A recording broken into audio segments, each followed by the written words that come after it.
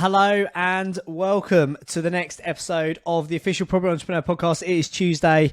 It's time for the next episode and I have got a really great episode for you today. So what I'm going to talk about today is leaders speak last. And this is basically a concept of the art of being a great conversationalist. Now, this is another one of those self-awareness pieces. It is a quite advanced and developed type of practice or pastime, and it is reasonably rare. You're going to realise once I've shared this blueprint with you, basically top 10 ways to be a great conversationalist. You're going to now tune in and have a whole new level of understanding as to how actively and how passively and how aware and how unaware a lot of people are in engagement, conversation, general day-to-day business, and potentially in life. Now, I'm going to share this with you, basically 10 ways to increase the value that you get from the engagements you have in conversations. Now, this might apply to your personal life and the conversations you have with friends, family. I am specifically, just a bit of a disclaimer, focusing specifically on professional life. So talking to people at networking events, talking to investors, talking to people that you work with, people that you meet, your team, people you do business with, that sort of side of things. Obviously, in the natural world, you probably want to be, I say natural world, personal, private, friends, family, you probably want to be a bit more relaxed and maybe a little bit less self-aware and self-conscious and potentially strategic. Equally, these are just great life skills and I think they'll do you really well. So this is basically to me, to you. So how to have a great conversation, how to engage in great conversation, and how to be a great conversationalist.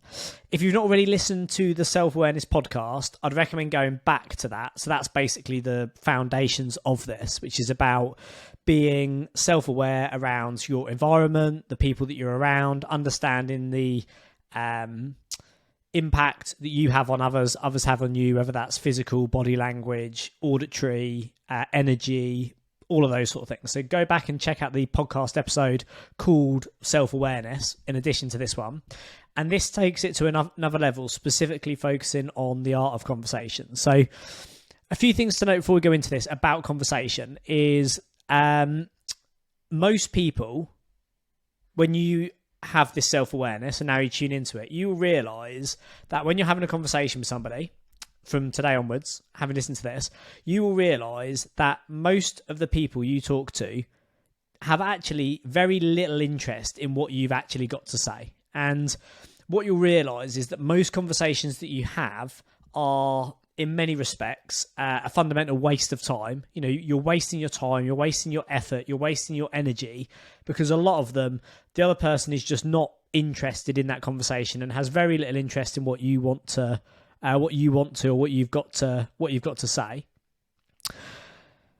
What we want to do is start to move away. So one of the tips I think is about the style of what a conversation is. This podcast is called To Me to You, and the logic is that you want to move a conversation from, it's a conversation, not a competition. And a lot of people get into conversations and think it's a competition of whose ego can outflank the other, who's got the biggest, who's done the best, who's experienced this. Oh, well, I do it like this way, I do it that way. Who knows the most, who has the most? And it's just a competition of who can get the most words and opinions in. And that's not, professionally in business, that's not of huge value to you. So I want to tune into the fact that most conversations you're having are a waste of time. We want to try and at least improve your contribution to those.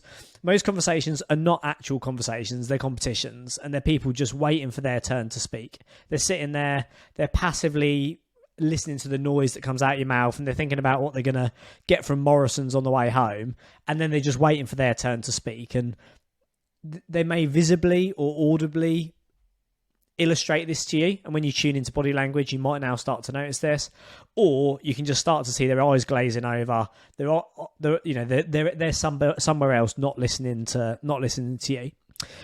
Here is how to be a great conversationalist and be a person that people want to talk to. So if you want to increase the quality of contacts you have, conversations you have, relationships you develop, negotiations that you have, opportunities that get presented to you, you want to be the most appealing, attractive, engaging person that people want to speak to. When your name comes up in their WhatsApps, on their phones, in their inboxes, you want them to feel real favourable, like, excellent, I would really like to spend more time engaging, communicating, having a conversation with this person. We want to get you into that box. The reality is there's very few people in that box. You know, most people can be quite hard work to have conversations with in this capacity. So just a quick warning as well, because I know a lot of people listen to this with or they share it with friends, family, and listen to it perhaps in the car with children. I try not to swear on these podcasts, but there is a couple of swear words a little bit later down in this. I'll give you a heads up when it is, so just to let you know, any children's ears listening, probably want to cover those up, but it's only a couple of little sound bites. And these are the top 10 things I would encourage you to first off acknowledge, second is to tune into, and then third is to practice. Start to do these things and you'll see the quality of conversation and the quality of people you start having conversations with drastically increases. So the first is basic personal development. Dale Carnegie, How to Win Friends and Influence People. It's to use people's names. When you're in a conversation, use people's names, but use it enough that it is effective to show that you care, you're interested, you know who they are, but don't use it so much that you sound like a salesperson or an estate agent, or a travel agent's a great one. Back in the day when you used to go to travel agents, you know, they'd ask your name and then they'd be using it every other word. Salespeople do this as well because they feel like it's establishing rapport, but it does get to a point where it's just patronizing. So use people's names, but use it sparingly. It's enough to acknowledge and recognize you're interested, but not so much it becomes boring. And then equally with that, little tips and tricks. So, for example, one of the ones that I teach our team is if we're running events or a networking event, you'll go to a networking event, meet somebody at a networking event, they come up, say, oh, hi, Dan, you know, they know who you are, maybe you're a speaker, maybe you're well known in the area, whatever, for whatever reason, maybe they've just read it on your name tag. A little trick here is, rather than, whether you've met them before or you haven't, rather than especially if you've met them before but you just can't remember their name, even if you haven't, rather than shake their hand, look at their name tag and then say, oh, hi, look down, Claire, look up, hi Claire, nice to meet you, how are you? It's just blatant, I don't know who you are, I don't know what your name is, I don't care. They've acknowledged your name, said hello, engage in the conversation, and then during the conversation, just allow your eyes to drift down, like round the room, left, right, past their name tag, read the name. Don't then straight look up and then read it to them, because that reduces and eliminates all the value in actually knowing their name. Obviously, Dale Carnegie talks about the fact that the sweetest thing in the world for anybody is the sound of their own name being used, and we know the value that carries when it's used effectively. Just run your eyes past it, clock it, carry on the conversation, and then a sentence in, 2 sentences later, then use the name. They'll be gobsmacked, they'll be amazed, they'll feel important, they'll feel acknowledged, they'll feel respected. It's just a nice little way to play it, rather than looking at the name tag and then just talking to them. The second is, to be a great conversationalist, is the practice of active listening. Now, what I mean by this is most people don't actively listen. They passively listen. And what that means is they talk, they say something, and then the other person starts talking, and they stand there, their eyes glaze over, maybe they nod their head, maybe they make a noise, like, yes, yes, yes. They just sort of passively sit there and let you talk, but they're not actually listening. And what we want to do is actively listen. And what this means is that you are being respectful of them talking. You are genuinely actively listening. You're listening to the words, you're thinking about what they're saying, you're potentially moving your eyes left, right. If you know body language, you'll know that you move your eyes up to the creative part of your brain, which means you're actively thinking about what they're talking about. If you go to one of the other corners, it's that you're retrieving information, you know, you're anchoring that to something else they've talked about, and you're actively listening. You're there, you're present, you're not thinking about what you're going to put on your toast tomorrow morning, or the fact you need to walk the dog when you get home. You're sitting there and you're actively listening. That's number 2. Number 3, and this is the next level above active listening. So active listening, you'll notice now when you speak to most people that they're not actually active listening to you. and that they're just passively listening. And you'll notice straight away as you start to do it, most people do not actively listen. To take this to the next level is to actively engage. And what I mean by this is actively engage in the conversation. So it's not you talk, I talk, you talk, or as we know, in most people's cases, you talk and I'll stand here and listen and you tell me about all your life stories that you, if you had any self-awareness, you'd be aware that I'm standing here trying actually to actively listen, or most people would be passively listening while you're just verbally vomiting all over me and just telling me all your life secrets and XYZ.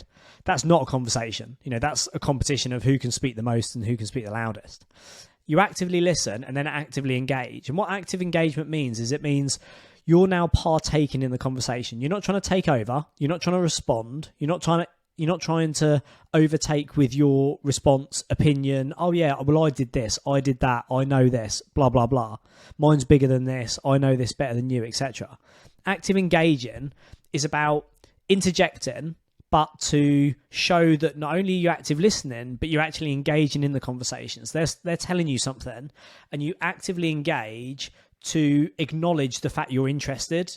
And this what this does is it achieves two things. So this morning I was at my chiropractor's and he was getting me to do some physio for my back, and he was showing me a new exercise, and it would be very easy to just passively do what he tells me or passively listen to what he's doing. But rather than that, I'm actively listening, so I'm engaged, but then I'm sort of audibly listening and engaged, but then verbally actually engaged. And what I said, for example, he was doing some correction work on my posture with my pelvis, and he was saying, right, so what we want to do here is back straight,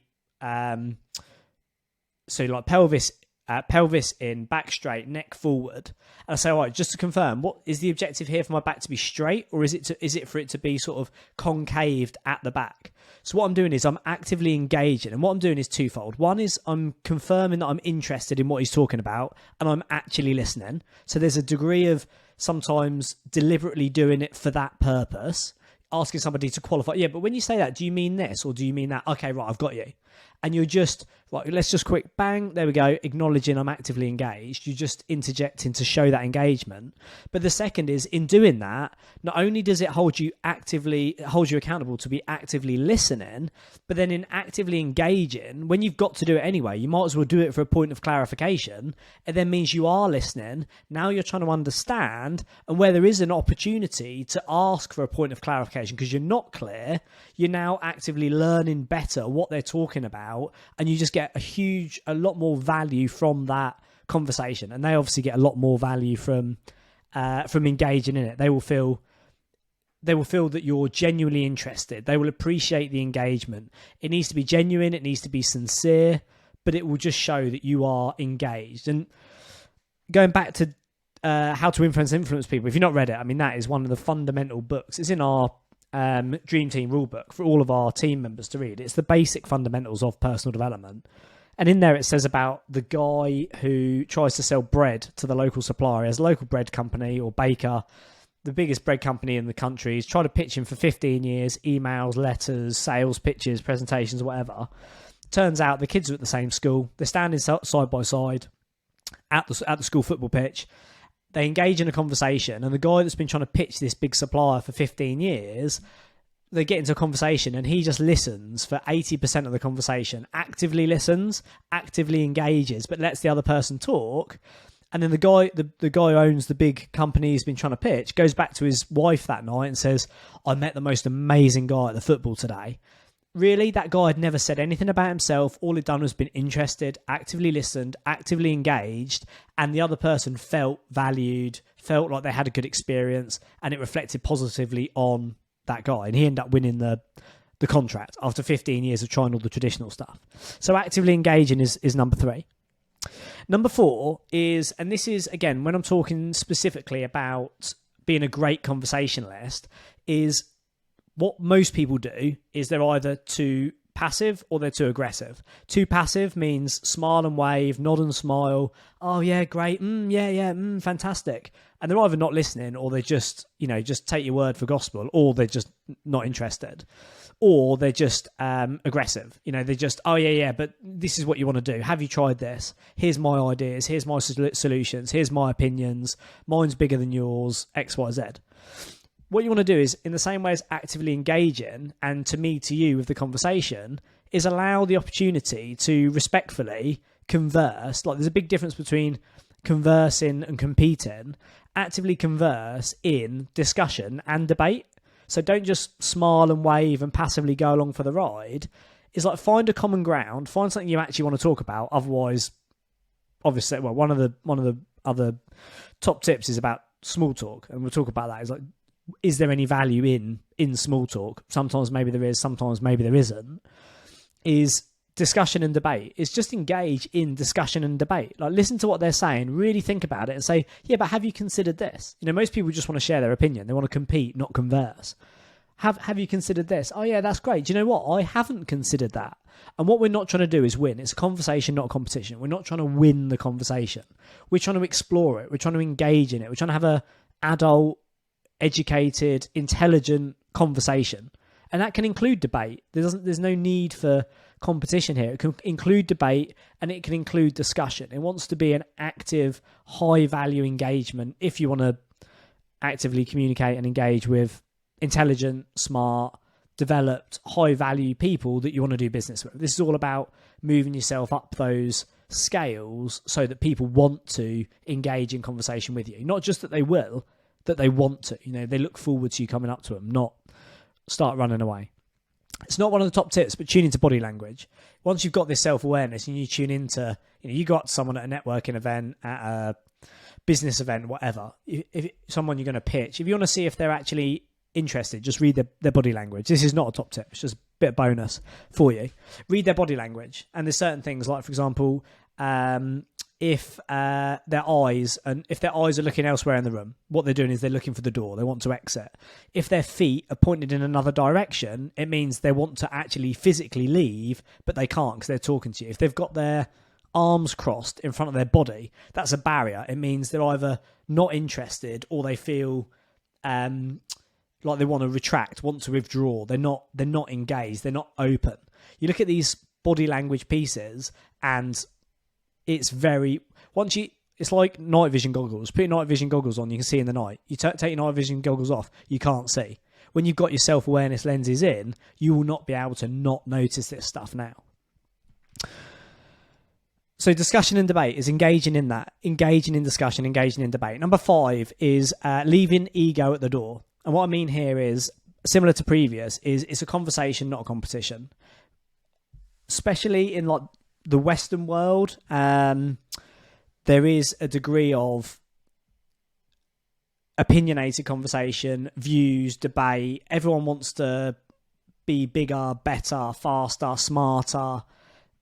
Doesn't make for great conversation. It might make for a great competition. You know, if you want to be the loudest and the center of attention, then yeah, absolutely. You may scratch that ego, get that fulfillment in the moment that you feel significant.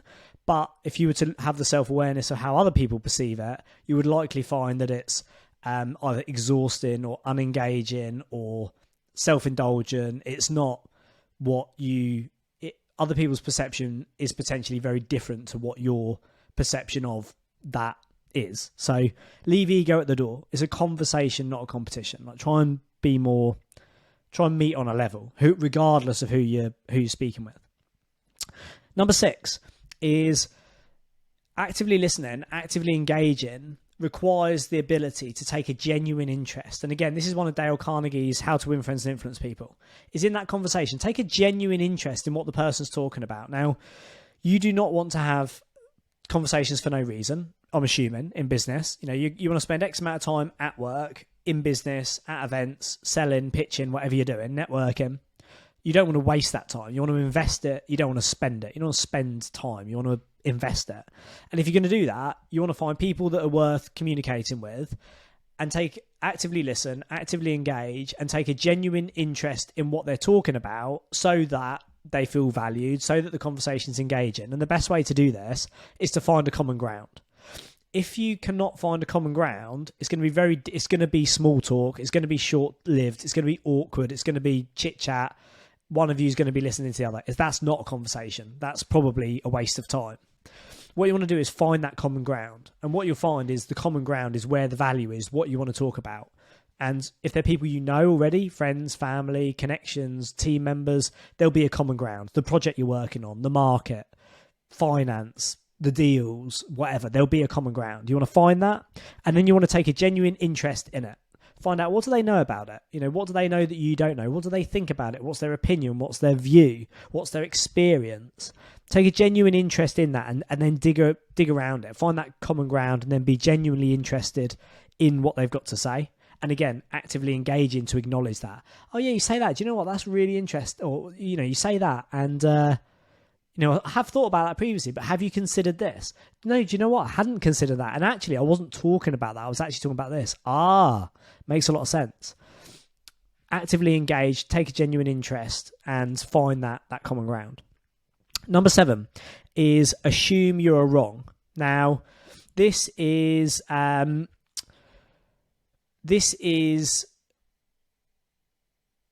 another element to avoid in the competition. Leaving ego at the door is assume you're wrong. Like, regardless of what somebody's saying, even if you know that that's fundamentally incorrect, you don't need to acknowledge that. It's not but I've done this. But I had that. You can just sort of acknowledge it and say, that's not, I hadn't considered that before, or that's different to my experience. My experience on that was this. And you try and have an interesting discussion or debate. In my circle of sort of friends, connections, people I've done business with in the past, business partners I've had, we have a few sort of triggers as to where these things come up. So if you assume you're always wrong, then it doesn't matter. Like, you can't actually be wrong then. So if you say, I think this, and actually you are wrong, it doesn't matter, because you've said, I assume I'm wrong, or perhaps I've got the wrong end of the stick, or X, Y, Z. Assume you're wrong in the conversations, and it completely disarms any conflict when you're having a good discussion or a debate. Equally, there's things to watch out for, which I would suggest, and again, it depends who you're talking to, how self-aware or how savvy they are. There's things I would say to tune into in conversations that may be things that other people say and you tune into, or maybe things that you now choose to say or not say, or even just to understand what other people are really saying without saying stuff. So this is where there's a couple of swear words in it. So any young ears, just skip forward 30 seconds or cover their ears. So what we would encourage you to say, or what I would encourage you to say is, it's quite likely that I'm incorrect, or that's different to my understanding. My understanding was X, Y, Z. Or have you considered this, because this is different? They're cool. But things potentially to not say is, if somebody says that's interesting, so you say something and they say, oh, that's interesting. If it's genuinely interesting and they're saying that's interesting, that's cool. But equally, if they're self-aware and they're developed and they say, oh, that's interesting, actually what they might be saying is that's bullshit. They say, oh yeah, that's interesting. And what they actually mean is that's rubbish. That is bullshit. But they're self-aware, they're developed, they've done this sort of training before. They don't actually find it interesting. They just think it's bullshit and they don't want to argue with you. Another one is when people say, with all due respect. Say, oh yeah, with all due respect. What with all due respect actually means? Say, oh yeah, with all due respect, X, Y, Z. What with all due respect actually means is fuck you. It's like, well, with all due respect, what it means is fuck you. Whatever you've just said is actually rubbish. Have a go on this. And the same with, don't take this the wrong way. Don't take this the wrong way, but what it means is, here's some fuck you feedback that, don't take this the wrong way, or with all due respect. They're basically polite ways of sticking it to you. So what I would say is twofold, is probably try, and that's all the swearing over, is probably try and avoid using those phrases, because if anyone's savvy enough to understand what they actually mean, they know what they mean. And subconsciously, I wouldn't be surprised if they know what it means regardless. And equally tune into when other people are giving you that sort of lip service and saying it to you. The other one, which is, again, this is like advanced... not necessarily vocabulary. The advanced communication is about using the word but. I don't know if you've seen me put it on social media before, but if you use the word but in a conversation, basically it renders everything before that word void. So you really want to tune into in written word or communication, not using the word but. Because you say, oh yeah, I appreciate that, and that makes a lot of sense. But what it actually means is none of that stuff actually counts. So but, try not to use the word but. And it's initially it's very, very difficult, and there is a time and a place for it. But eventually, well, that's ironic. Eventually, it will come good practice, and you'll know what I mean by when you're using it. It's the same way as, with all due respect, it's like if you say but, what you're actually saying is, I've just given you some lip service, but I don't actually care. So that's number 7. Assume you're wrong, and it will defuse the situation. Number 8 is, especially in a business situation. Now, you need to break the ice. Sometimes there's an uncomfortable early conversation, but avoid small talk. Again, like if I say but, it's like what that means is all that stuff before doesn't actually matter to agree, potentially. I don't know if that's the best example. And now I'm trying to stop saying but. So avoid small talk. And when you start to hear yourself talking about things like the travel, the journey, the weather, these are small talk conversations. Now, there may be a time and a place for it. Maybe it's the awkward bit at the beginning of the conversation, a quick icebreaker, something just to fire up the cylinders. Great, that's cool.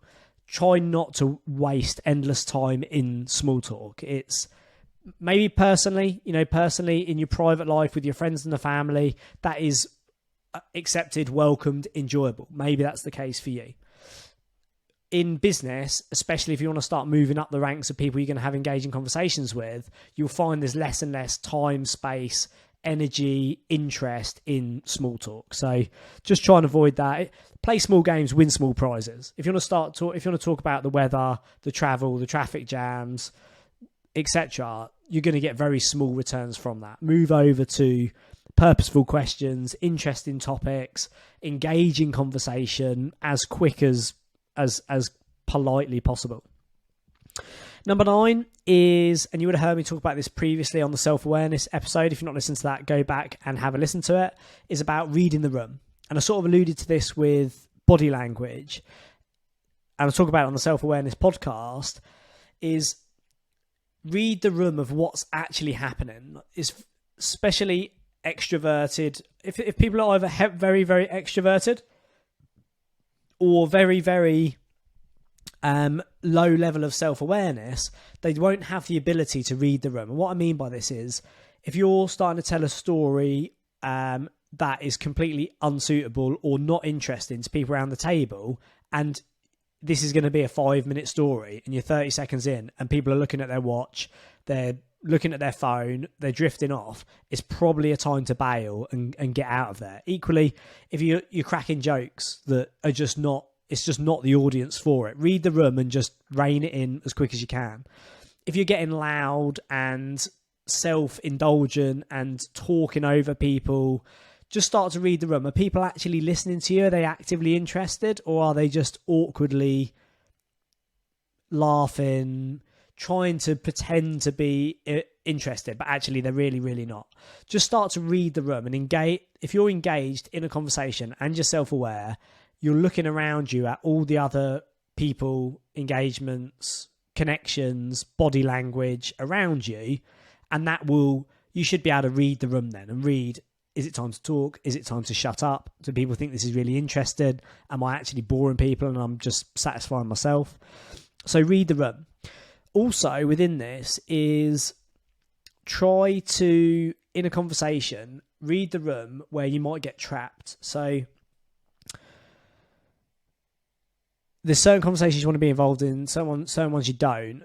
Try and avoid, if you can read the room and realise you're in the crab bucket. If you've ever heard the crab bucket analogy. So crabs, if you've ever seen how crabs are caught in a bucket, there's no lid.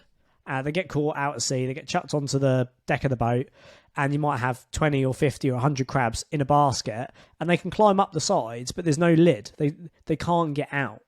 The reason they can't get out is as soon as they start to make a break for it and get up the wall, the other crabs actually grab them and pull them back in. And this is like the whole concept of personal development, breaking away from a circle of people that you probably shouldn't be around in, is the idea that people will, trying to make a break for it on your own is unlikely. And actually, in the crab sort of analogy, you're going to just keep getting pulled back down. What I would say is when you're reading the room is be aware of when you start to allow your own standards and energies and values be pulled down. And specifically, this is around like negativity. It's absolutely fine to be neutral. If it's a constructive, critical feedback conversation about something that's of value, that's not negativity for the sake of being negative. That is high value critique. But avoid being pulled into the negative where you're in a group or a one-to-one conversation. The conversation starts talking about, oh, the traffic here was a nightmare. Oh, the weather over the weekend's going to be crap. Oh, the food was, there was only 5 types of desserts. I was hoping for a bit more. That negative conversation that's for absolutely no value other than small talk, negative.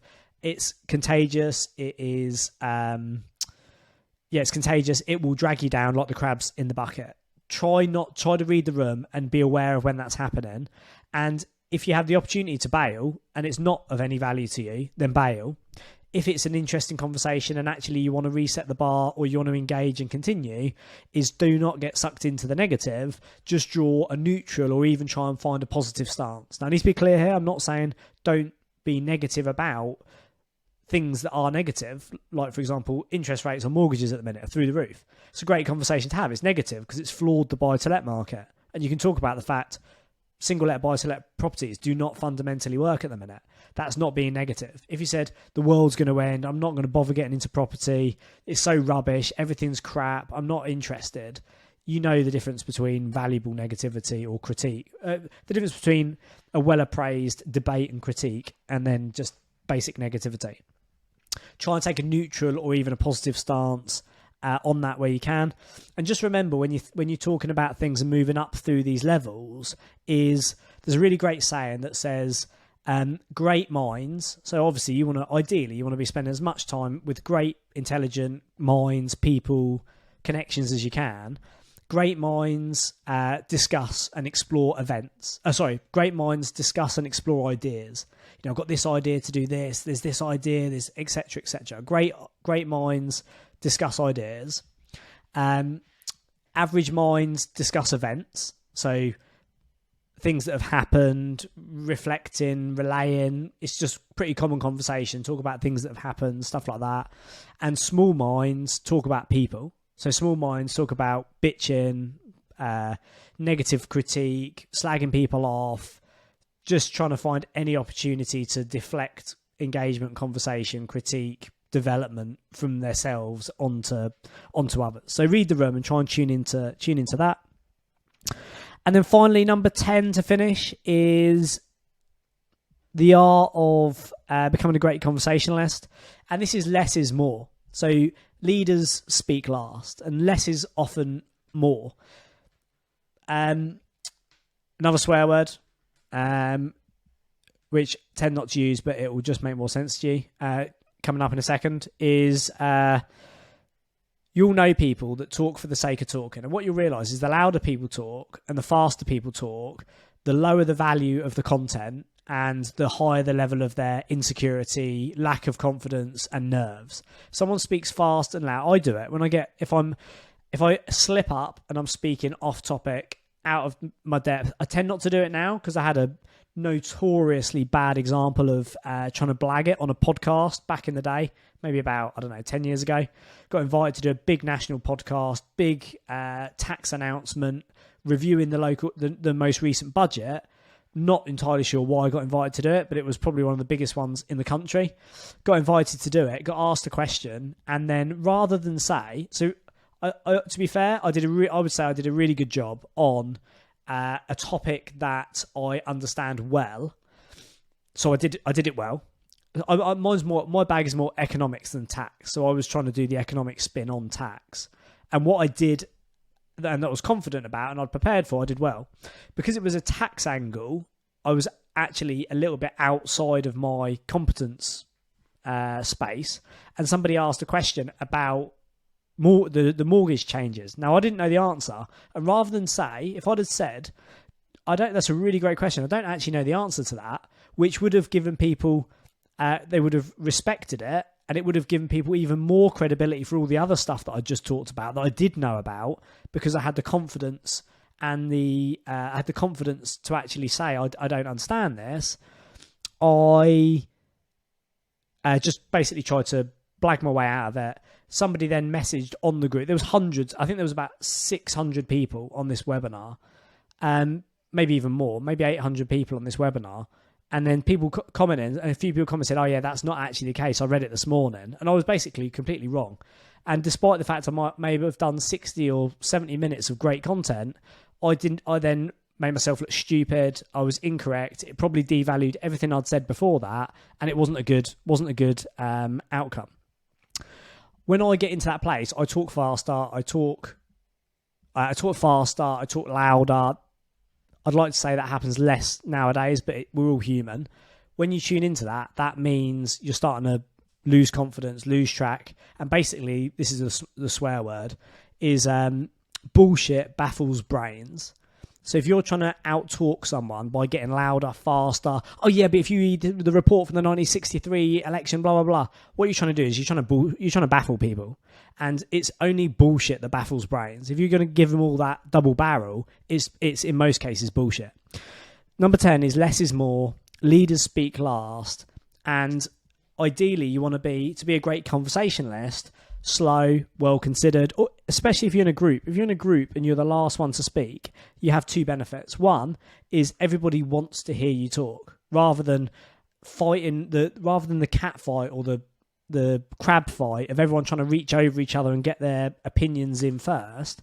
If you don't talk and you wait, not only do you get to a point then where most often, whenever I go to a mastermind or like a real high value board meeting, I'll try and say as little as possible. And I guarantee you, 7 or 8 times out of 10, when I don't speak, somebody will then actively say, oh, I'd be really interested to know what Dan thinks here.